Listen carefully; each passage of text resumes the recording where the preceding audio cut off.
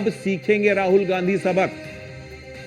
हाल ही में ऑपरेशन सिंदूर की सफलता के बाद कांग्रेस नेता राहुल गांधी द्वारा केंद्र सरकार पर जो उठाए गए सवालों ने एक नई बहस को जन्म दे दिया है कि राष्ट्रहित और दलगत राजनीति की सीमा रेखा कहां तक जाती है।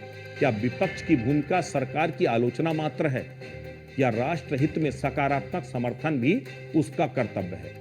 ऐसे में स्वाभाविक ही पूर्व प्रधानमंत्री अटल बिहारी वाजपेयी का उदाहरण बार बार सामने आता है, जिसमें वो हमेशा कहते रहे कि राष्ट्र सर्वोपरि।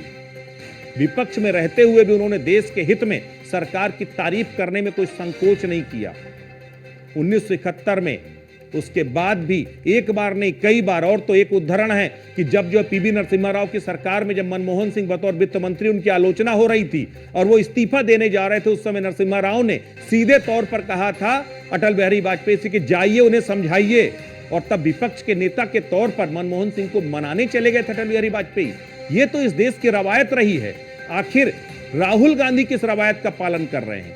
राहुल गांधी को क्या देश का अपमान करने से खुशी मिलती है क्या? अब ये सवाल खड़ा होने लगा है। जब आप देश से बाहर जाते हैं तो देश का अपमान करते हैं, देश के अंदर जब आपके एकजुटता दिखाने का मौका था तब आप अपमान करते हैं। आखिर क्या है? चाहे सर्जिकल स्ट्राइक हो, एयर स्ट्राइक हो, कोई भी कार्रवाई हो, आपने हर बार सबूत मांगे। मतलब सेना के शौर्य पर भी आपको यकीन नहीं है। अब इस डिप्लोमेटिक चैनल के जरिए हिंदुस्तान दुनिया के तमाम मुल्कों को अपनी ताकत बता रहा है, लेकिन जब उनसे सवाल किया जाएगा कि आप अपने घर में ही नहीं संभाल पा रहे हैं तो हम क्या जवाब देंगे? आपको खुद सोचना चाहिए।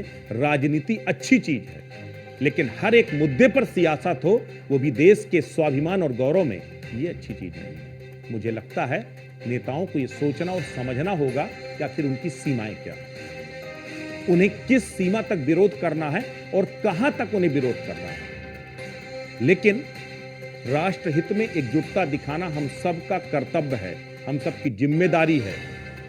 ये भारत की आत्मा है और जो लोग राष्ट्रहित को राजनीति की चक्की में पीसते हैं वो ना तो इतिहास लिखते हैं और ना इतिहास से सीखते हैं, ना भविष्य का मार्ग प्रशस्त कर सकते हैं। कम से कम ऐसी राजनीति किसी दिशा में तो जाती दिखती नहीं है।